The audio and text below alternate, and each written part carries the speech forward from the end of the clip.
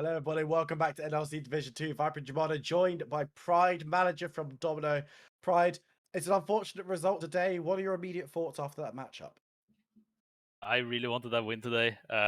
It's sad that it's not a win, of course. I felt like it looked really good coming out of draft, but I don't really know what happened with the players today. I think maybe a little bit off, but for sure, enemies were better today, I guess. Yeah, no, I think honestly, like you say, Rising Dawn did play a really strong game. But I want to ask you about Domino. How's it been, from the manager position, working with these players? I feel like we've definitely seen some really high highs out of Domino, but also so far throughout the split, some pretty low lows. Talk to us about the atmosphere and how it's been developing this roster. Oh, it's been really fun. Transitioning from Urban Sea Esport into Domino has been like a great thing for me. More resources and everything that we did not have before. So, and like we have a good atmosphere, I feel. We try to work hard. It's been a little bit rough with a lot of sickness among the players the first 2 weeks at least, but it's coming together now. People are feeling good again, and I mean, everyone wants to work hard, so, and we too. So we expect them to like work hard. We really want playoffs. That's what we're aiming for. So, I mean, keep facing that. We keep looking for that. Absolutely. And it's good to hear that you're all on the same page. And of course, those first couple of weeks having to rotate players around isn't always easy. So finding yourself in kind of a mid-table position coming out of the first 7 games is not a bad position to be in. Looking towards the next week, is there one area that you want to see the team really working on to improve going into those next couple of games? I just want every player to know their role in a game, so everyone knows what their job is coming into the next games. I think that's what we've been working the most on, and maybe that's what lacked today. That some didn't really know what they should do. So we're going to keep working on that and make sure that everyone knows what their job is. Amazing. Just working on those fundamentals can be the difference in a couple of matches, in close matches, such as the one that we just saw coming out of draft there. So commiserations again on the result, but good luck in the rest of the season. Thank you. Thank you. We're going to go to a short break. When we come back, it's UniQ Guarp. Don't go anywhere. We'll see you in a few minutes.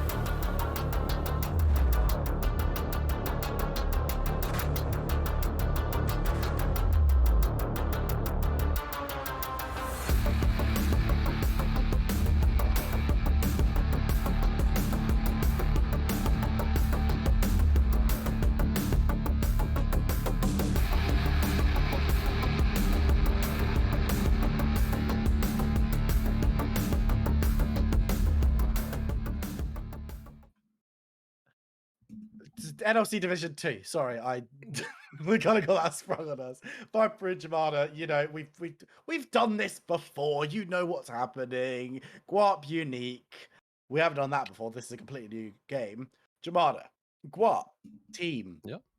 Sometimes look really awesome. Sometimes don't look so awesome. 2 and 4 means that they haven't looked awesome as much as they've looked awesome.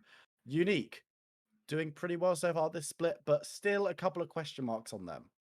Yeah, I mean, doing well. I think realistically, in my eyes, the way to frame it for UniQ at the moment is they are definitely going through a little more of a slump compared to what we saw out of like the opening weeks, right?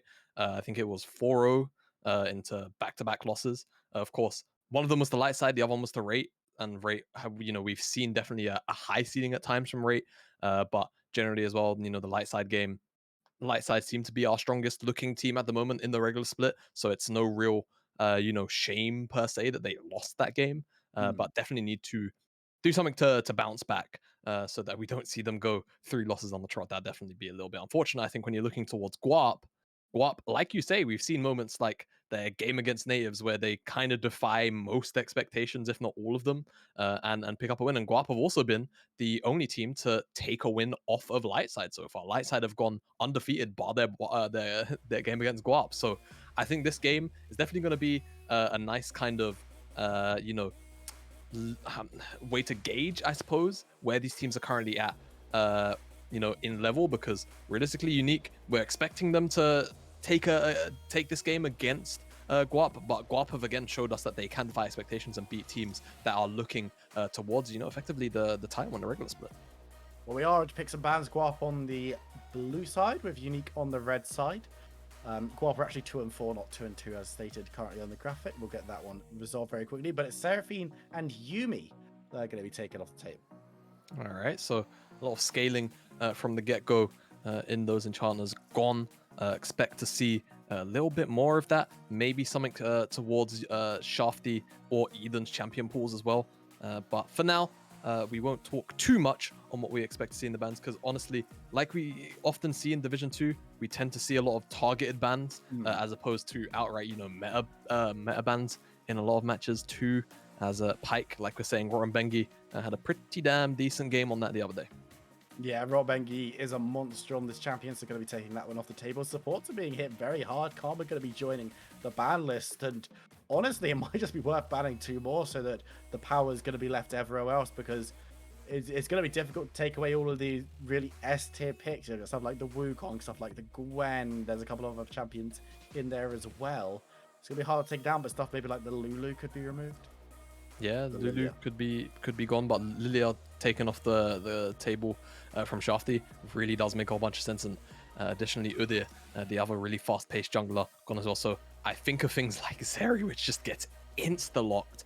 And we'll see whether or not Guffey and Rotten Bengi really want to go for, that Twitch answer that we see quite commonly into the Zeri, whether or not we'll get something a little more traditional. What I have seen punish Zeri lanes quite heavily is Nami Lucian, and I'm pretty confident that Guffey and Rotten Bengi would pilot that one to pretty efficient success. Whether or not they want to play it is a different question entirely. They will go towards the Ezreal instead, so looking to just play at range, and Shafty will go towards the Volibear. So a lot of aggression out of the jungle pick, but a little less of that, a little more passive gameplay potentially from Guffey on this Ezreal in the early game. And the question will be, what is going to match up with both of these champions down in the bot lane? Because Ezreal Yumi's the classic, but Yuumi has been banned away by UniQ, so not going to be able to go that direction. And for Zeri, we're going to have to see what goes alongside. There's a lot of supports that are available. Of course, Renata is the one that's leaping out to me right now, but it's going to be the jungle lock-in first for Galen. It's going to be the Lee Sin. Yeah, Lee Sin for Galen here. And like you said, I think Renata is maybe the next best support up as well. Like, we'll have a fine matchup into almost all engaged supports at this point in the draft, because Ezreal is the AD carry. You're not going to be threatened by a heavy amount of all-in damage. If you feel like you want more engage yourself, then sure, you could pick up something like the Nautilus yourself. But the issue is then UniQ would very happily pick up the Renata on the opposite side. So I think this is just the smartest takeaway that you could go for. And now UniQ, limited engage options, potentially the Rakan, something that's in my mind. And honestly, with the likes of Volibear enabling those dives, it's going to be absolutely great for Rotten Bengi here.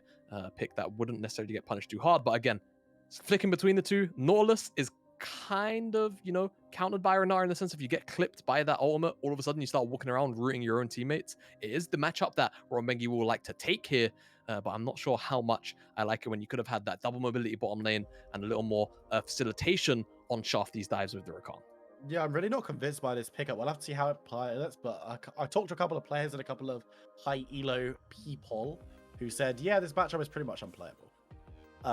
Because you have to dodge the ultimate or it is curtains for your entire team. We're going to see the Darius taken away from Vegan Mopson on the top side, and maybe a game too late to ban that one away, but it's fine as it does manage to find its way to the bench. As we'll have to see where else is going to be targeted. Bot lanes and jungles again, as we often see, have been the focus here. So go imagine there's going to be more bans in the top side, stuff like the Camille that's been taken away. Fiora might go the same way. Yeah, I think more of these duelists towards the top side likely to be banned away. I think it wouldn't actually be too bad for UniQ to remove away the Ornn at the moment, because Guarp are in desperate need of some hard engage out of the top lane, and I think targeting that would really limit Guarp's engage options in terms of what they can actually use reliably as, potentially an answer, and they are going to read into that and take that off the table. I think now Guarp themselves maybe want to remove, another one of sort of Neas's scaling picks on the side lane, or maybe just a target pick in general. Maybe they're afraid of something like Eden's Yone even perhaps as well. A lot of things that they could take away, in my opinion, but it's more or less on what they don't want to play into specifically, more than anything else. Yeah, stuff like the Fiora, the Aurelia is going to be the focus, which does make a lot of sense, taking that one off the table. And I think what that does signal is Guarp are likely looking towards a Gnar angle. Whether or not UniQ want to blind that themselves, because I think now, honestly, Gnar is really just a safe pick to take, and it seems like that will be the case. Too many bans taken away with that Aurelia. I think it just signaled it a little bit too easily, and that's what the case is. But the issue is Neas plays this champion, and he is damn good at it, the Aurelia, so that's why they wanted to ban it away. UniQ just say, well, now all of the counters banned, we'll have it for ourselves, and Viggo Mopson left in a bit of an awkward situation where he has to find the pick into this now with not too much up. The Malphite definitely does, play that role of, hey, we need some hard engage, but not only that, has a decent matchup into the Gnar. So they'll now have frontline engage out of the Malphite. It's now about what Quixie wants to take into Eden Champion Pool. He knows he's playing against his Volibear, so he's going to need something relatively mobile or something that has a little bit of self-pill for itself, maybe like the Victor. Maybe even as you say, Victor Ari is still hanging around, not necessarily as strong as it used to be, but could be an option. Stuff like LeBlanc as well, if you want to go in that direction, or someone who's just going to stand in the damage because you're dealing it yourself, as it will be locked in for Quixie. And now the question will be, what does Eden want to dip into his champion pool for? Is considering stuff like the Silas, which when you're against the Malphite is very funny. Yeah, and I mean, there are quite a few very strong ultimates for him to take away, right? Swain ultimate, really good for surviving team fights and just playing out those Kingslayer cooldowns even more. Malphite ultimate, you get to one-shot Zeri potentially. Renata ultimate being stolen away is absolutely huge. Even though there aren't like a massive amount of auto attackers that are going to deal loads and loads of damage, to each other on the Guarp side, it's about the disruption that could potentially cause. So I think, honestly, Eden's pick here on that Silas, very, very high value, should have a very strong matchup into that Swain 2 to enable Shafty to potentially just kind of bully him with the Abduct Abscond. You have so much additional setup that Quixie might not be able to stand up through that burst until he hits level 6. Once he hit level 6, of course, Swain is going to be able to just stand around for a surprisingly long time. If he grabs himself an early Zonias as well, things will be looking good. But just looking over these two combinations, I think I know which one you prefer, but why don't you let the audience know? Yeah, I think for the most part, it's probably UniQ. I think Guarp do have quite a few strong champions, particularly towards the bottom side. Swain, Zeri, and Renar all pretty much S tier in their roles. But I think from what we've seen from UniQ throughout the course of the split, at their ceiling, a composition like this, I expect them to play towards that top side of the map, play through the 2v2, shift it to whichever side makes the most sense, and just punish. And especially on 12-11 now, tower diving early on in the game is a little more accessible compared to where it was last patch rather. So I want to see them definitely force the issue. Not that they're necessarily at threat of getting outscaled, but you don't really want to see the likes of that Zeri hit 3.5 items, on this new crit build in particular. It's very, very potent. Same thing with Swain. I think when you do look towards Guarp, though, it's not like they're lacking tools. I think Swain is going to have a pretty decent time in team fights. He's against effectively 4 melee champions, so he's always going to be able to drain tank in most team fights. Zeri, same thing. If there's no Norless ultimate into immediate lockdown, she will be able to play out these team fights. So I look towards Galen, and I also ask, how are you going to enable your two carries, I beg your pardon, to do their jobs in these team fights as well. This is always a great question, especially with champions like Lee Sin, where do you want to go forward and engage? Are you going to sit on top of your carry and try and kick away engagement? As Fred Sabia actually could be in trouble here, as Eden looking to get the Abscon will be able to land at the apprehend as the flash comes forward from Rock Bengi. The damage coming through, and this is not the start you want. First blood goes to Eden. Yeah, I mean, I'm not gonna lie. I looked down as the transition came in, and then I looked back up as you started playing, and Francis gets already dead. Yeah, blows the flash as well. Really not great as Eden starts that level, starts E level 1, and just able to chase him down. Not the best in the world, and now Eden gonna come back into lane with boots, which definitely actually gonna provide him a whole bunch more value than you'd maybe think. Being able to walk away from Swain as a melee champion to sort of dissuade or stop those trades coming back in after the fact is a really big deal from the auto attack. So picking that up really great, and also had the Dark Steel, so has an additional 2 stacks.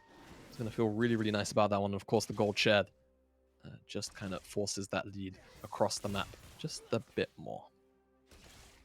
And I mean, you also forced out Zeri's flash, which is huge because now ganks in the bot lane will be much more appealing for Shafty, who can move on down and try and get something going onto Zeri. Of course, Northler's lost his flash, but has Hex flash and it's found his way into the bush. Remember, he took the anchor first up. They don't know he's there. But they must... Because he Hex flash from bush to bush. But the question being, what's he going to achieve?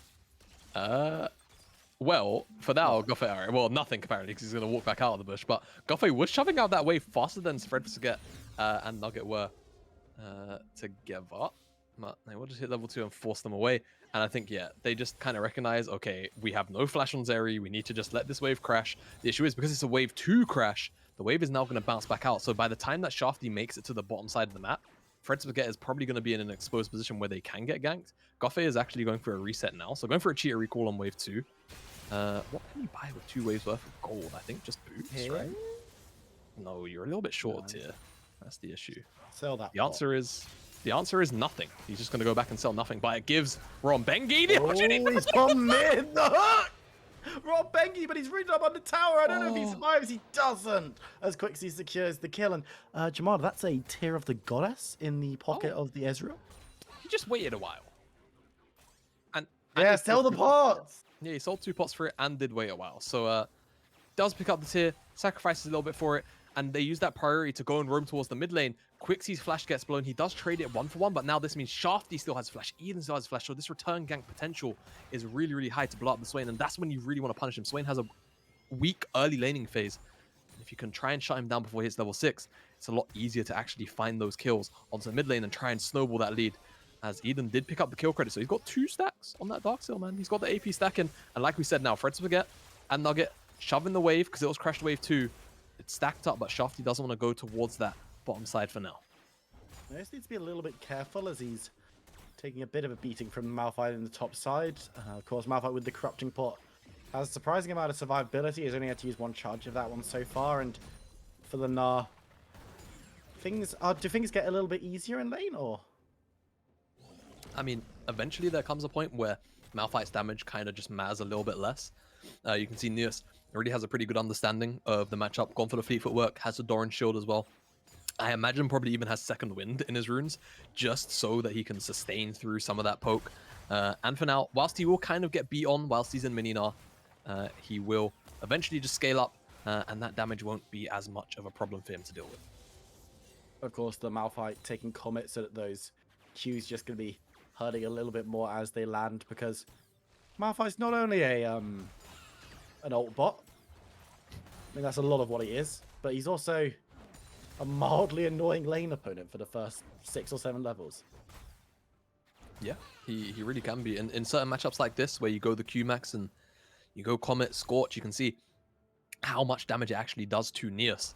In these trades, it is very mana hungry, this build, so it's why you see he actually has the Biscuit rune and probably has mana flow as well, just to keep his mana up, but it can buy you a whole bunch of lane priority if you're able to force out your lane opponent. Not only that, as you tick over at level 6, sometimes you can just find a cheeky all-in as Guffey gets clipped by that laser blast.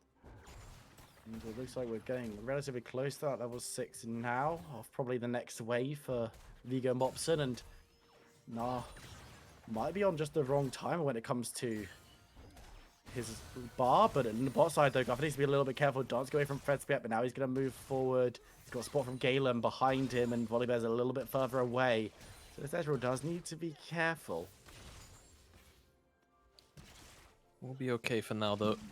They back away, and Shafty's also in the area.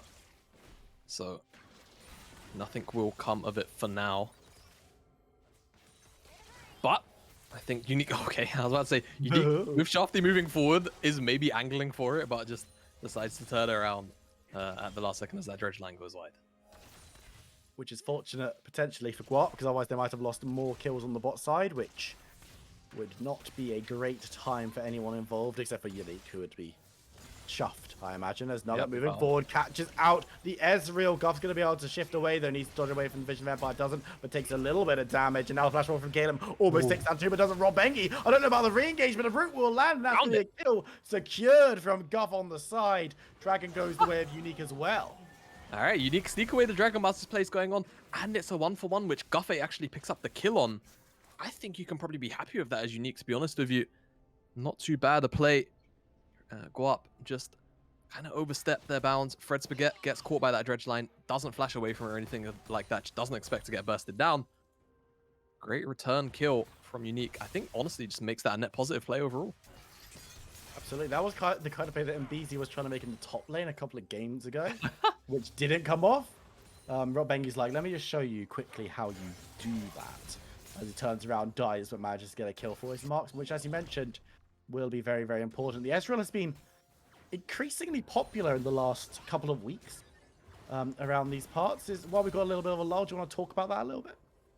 Yeah, so I feel like it's just because the game, generally speaking, has slowed down. Now, I feel like this is kind of a bit of a, not cop-out answer from me, but from teams, simply because Ezreal really can be punished in the early game quite hard.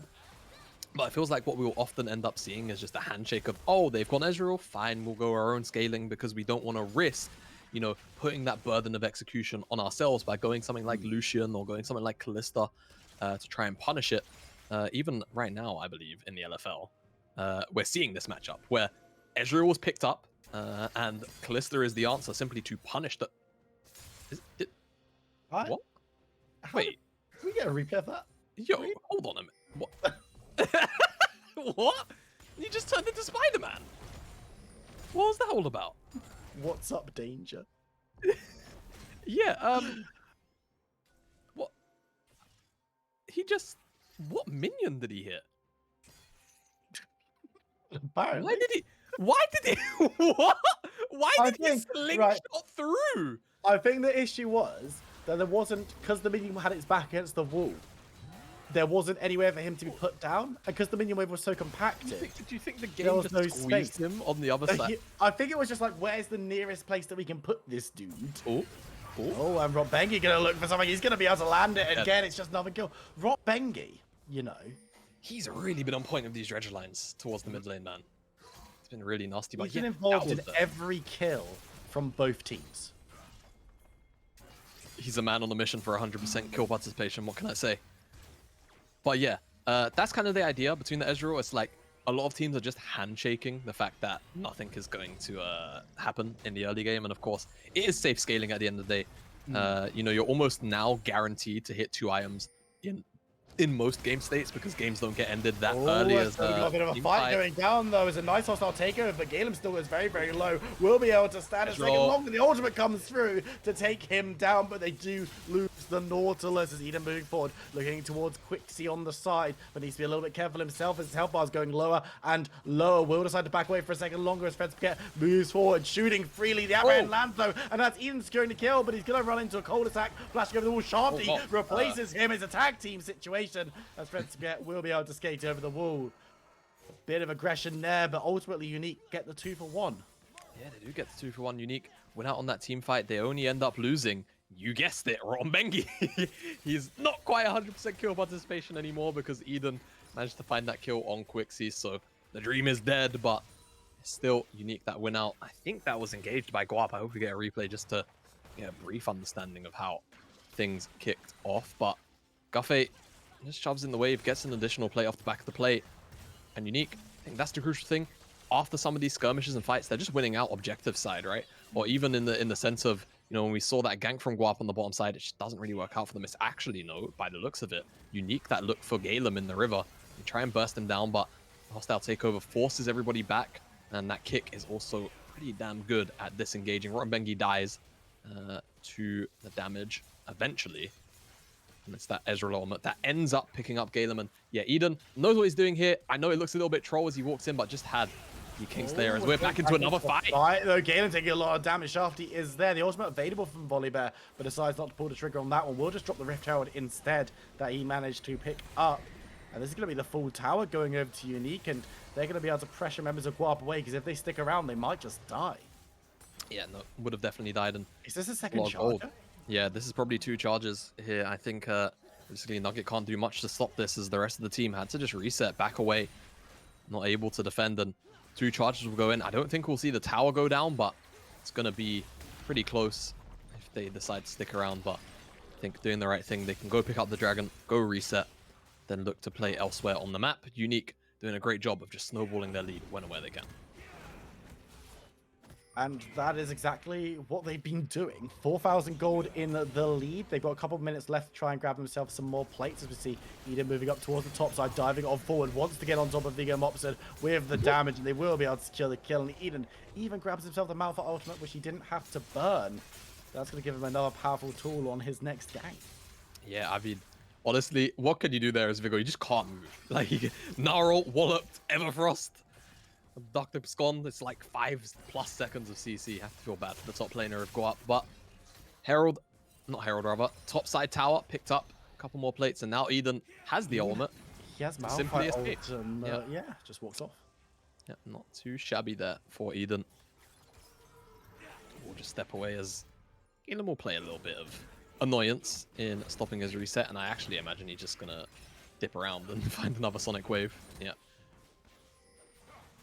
But UniQ still very comfortable in the game, no matter how you look at it. Guarp really need to try and find something. They're 5k down almost already, 12 minutes into the game, 13 pressing that point in the game. Stuff really needs to get going for them, otherwise I feel like UniQ are just going to slowly roll over them. But this is what we need to see from UniQ after, you know, a bit of a slump in performance, you know, showing us that they were very much capable of being one of our best, if not our best team. Only having really dropped games to the strongest in the league for the most part. Of course, one of their only other losses came to, I believe it was London United, right? So, bit of an awkward one, but still in a position where they can be 5-2 by the end of this game. And top lanes have headed down towards that bot side. Remember, that tower is low. In fact, the mid lane tower is pretty low as well. Only 20 seconds left on the plates, as Guff is going to try and maybe grab one Shafty on the side to turn the tower, but might be called out by Renato, who's going to look for something, but actually just walking where you shouldn't be. There's a lot of damage going down onto the Renato glass. Going to be using the hostile takeover to disengage, but Guff goes over the wall to secure a killing spree.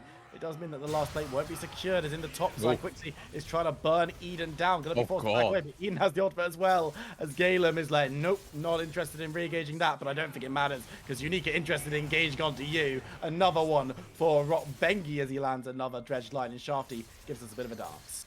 Gives us a bit of a dance. He's not even hitting the tower at that point, and objective bounties kick in for Guarp. They are in the ditch at the moment. Lose out on the 2v1 on the top side. Neos is now just freely farming the bottom side jungle. This game is snowballing out of control really quickly. I'm not even sure there's much they can do about it. Bengi is eyeing himself up. A dive in the mid lane. This Mega Knight is still up and available because he was farming the jungle camps. Goes towards Fred's but won't be able to secure anything too much, as he's going to be caught on the tower. But Shafty and Bengi are still there, and Shafty's going to move forward, looking for something. Oh, but from Viggo Mopson, though, that's pretty big as the takedown one. Fred to get dances away. Shafty goes low as the flash over the wall, but Quixie finds him. It's another for the mid laner, as Garv is going to be forced to back away against Skep, moving forward. The tower even survives. Excellent defense from Guarp. It's just an overcommitment and a bit of overconfidence coming out from UniQ. If they wanted to make that play happen, it had to happen immediately. But they take their time. The bailout doesn't even end up being necessary to keep Fred Spaghetti alive. And Shafty loses his life alongside, I believe it was Bengi yet again, his support. Really going for that 100% kill participation, isn't he? He just, unfortunately, won't be able to find it. Has 10 in 15. Unfortunately, Shafty did die as well, so kind of ruining his support's fun, but that's fine.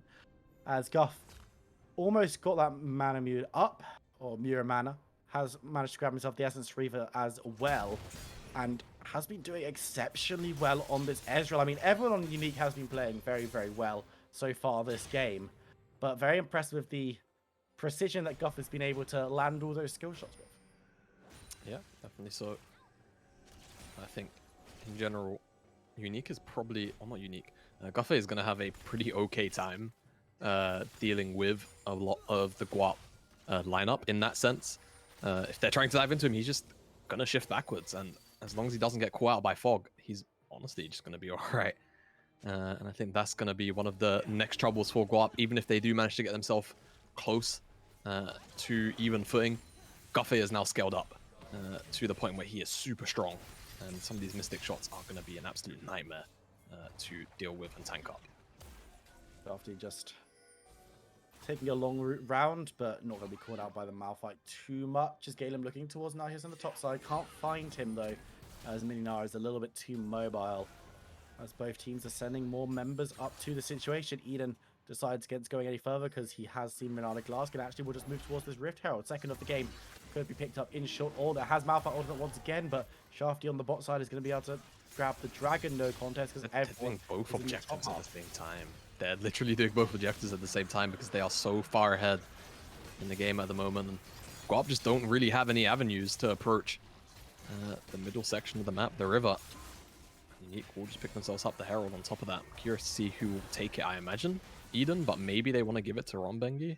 No, it seems like Eden did pick it up, so he will have that as he goes towards side lane, where Nius is residing currently, but we'll just go for a reset. And I expect if UniQ really want to play this one out safely, just wait until this next dragon spawns up, force Guarp to come into you, and then win that team fight. Because right now, you take a look at the items, it is just everybody having a lead, with the exception, really, of the top jungle of Shafty and Nius, where right now, you know, item parry is definitely a thing. They are up in gold, but the crucial thing to really track is the item completions themselves. But it's Eden that has that entire Void Staff on top of his Everfrost as well. 10 stacks on the Dark Seal, has himself a stopwatch. He's going to be super safe in whatever next fight decides to break out. On Guarp, again, you know, very limited means of coming back into this game, right? They have to try and find a pick off the back of maybe a Malphite ultimate or just face checking into Renata Glask ult, but it's so hard for that to really occur. UniQ have been playing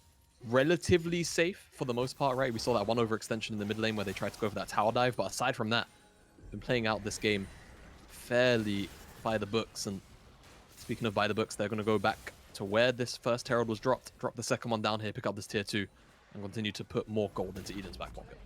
Yeah, so another tower going his way, and actually this Rift Herald might be making inroads toward the inhibitor tower. Going to be looking to clear this one out, but Galen's moving down alongside the rest of Guarp. So this Rift Herald probably doesn't get another charge kicked in the back of the head. Galen secures that one. But while they were doing that, a lot of time been given over to members of UniQ in other areas. Of course, just going to be able to crash into the tower now, so shouldn't be able to gain too much. But Nard given some free time in the top side to get some experience, get some gold. And UniQ just cool, calm, and collected, moving over the map. And as we saw earlier, they're taking all the cross-map pele's. They're cross-mapping themselves at this point. Yeah, and I mean, this is really what we needed to see from UniQ generally. I think when we had Eden on the interview on Tuesday, he was saying how, you know, scrims a little bit rough throughout the week, but they were just going for a slump and they just needed some time to regain some confidence. It felt like the general sentiment from that interview was. And obviously Guarp, maybe not the strongest team in the league by any means, but coming out and putting on a performance like what they have so far with not too many mistakes, only really overconfidence again, it feels like. Been the only small enemy of UniQ thus far. It's really, really great to see, as we do expect to see UniQ continue to be towards that top end of the table, that sort of top 3, maybe at worst top 4, moving into playoffs and towards the end of the regular split. grabbing themselves the mid lane. Tower moving forward, looking towards Renata Glass, caught out, but the Ezreal ultimate goes wide. Doesn't matter though, because Eden's scared the kill. And now members of UniQ are moving forward, but it looks like the tower may be the focus as Eden is the better Swain, but goes down eventually. It's Swain on Swain action as they'll be looking towards Vigo, Mops and Bruce it up, but needs to be careful. Nias goes over the wall as Meganar looking for a target, finds Fred to get, pins him to the tower and takes him out. It's an ace from UniQ. How far can they go with this one? I mean, I feel like they're just gonna take the Baron at this point. It's just spawned up. There are teleports available from Quixie and Vigor Mopson, but realistically, they're not going to be able to make it here in time.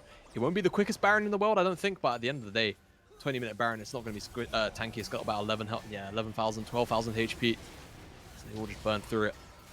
And that's UniQ. Stamping their authority on this game. They stamped their authority on it, it felt like a little whiles ago. The saddest thing about this entire play, realistically, is that Eden ended up losing his Dark Seal stacks. Devastating stuff, honestly. And I believe he managed to pick up the Baron, which is good. So it's going to be Baron on 5. Assuming that Mr. Mid Laner has it. But yeah, but he has... Yeah. Oh, Volibear's got a Dark Steel as well. Shafty. Oh, yeah. I think Eden... Oh, wait a minute. Shafty has a redemption. That's super interesting. I imagine the thought process there is kind of similar to like what we saw with the Olaf redemption, like last year, where it's like, okay, I'm charging into this area. I want to have, you know, an additional X amount of HP to be given back to me. But of course, also buffs up his healing from the Divine Sunder and his Ws too. So, you know, for what it costs, not a bad item indeed. And now Eden going in has the Malphite ult as well. I could be looking towards someone like Galen who goes over the wall, but Eden could look to follow, ulting directly onto Renata Glass. Doesn't land the chains, but it doesn't matter. It's a double for the Gnar. Oh, he's looking for Fred as well now. Running. Eden is on the hunt though, looking towards Galen as well, who's trying to recall, but Shafty is in the neighborhood. Galen, I don't know what's going on, but Quixie's dead. Wow, so that's a solo kill. Yeah, that's not great. This could well be it, as the members are going to try and stop it. Galen is going to stop his back, and the back from the Zeri is going to be stopped as well as Shafty moves towards the Lee Sin, going to be kicked away as he might look to try and contest, but there's the depth charge landing onto Lee Sin, and I don't think there's going to be an opportunity for him to really look for a steal. Actually lands on the Shafty, getting that forward. No, he can't, as the Baron Dragon Soul is secured. Lee Sin dies for his troubles, and really, it's all about UniQ this game. It really has been. Guarp just haven't had much of a foot to stand on at all. It feels like from the start of the game, said maybe towards the bottom side where they had a fairly positive matchup, right? It's just not worked. UniQ have just been first to the punch at every single play throughout this game. They tried to gank both Goffe and Rotenbengi. Well, they made the gank kind of work. It was a 1-for-1 where Goffe got the kill and Fred Spaghetti died and Shafty even picked up the dragon, and that was about it. From there on, it's just been UniQ up trading on every single play on the map.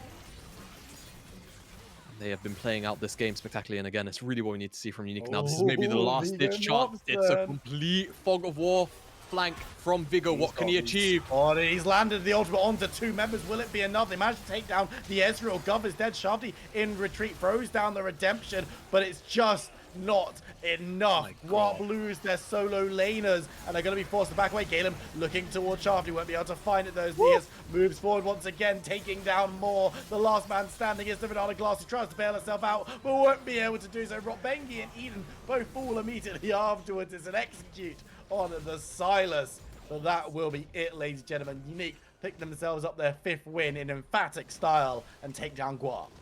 And that was exactly what we have been waiting to see again from UniQ, as they take down Guarp super confidently and, more importantly, cleanly throughout most of that game, right?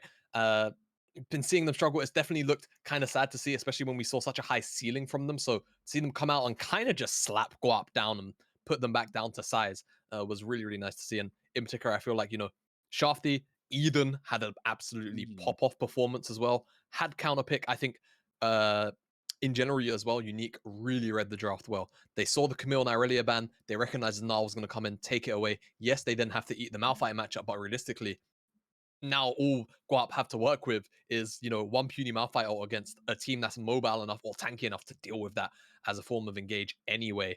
And then they also allowed Eden to just kind of have counterpick into 5 champions where Swain ultimate is just going to allow him to drain tank even more than Silas is typically allowed to see. And I would really love, yes, it's probably the best like case scenario for Silas, but I feel like Silas maybe is a pretty decent answer into Swain, because it just enables him to do what he wants to do more with an AoE, not slow fill, but AoE healing train on top of it. It just looked super duper unfun, and it just provides so much setup to try and shut down that Swain in the early game. It was really, really scary, and UniQ across the board just did exceptionally well. We're going to jump to a short break, but when we return, we've got interviews for you, so don't go anywhere. We'll see you in a few minutes.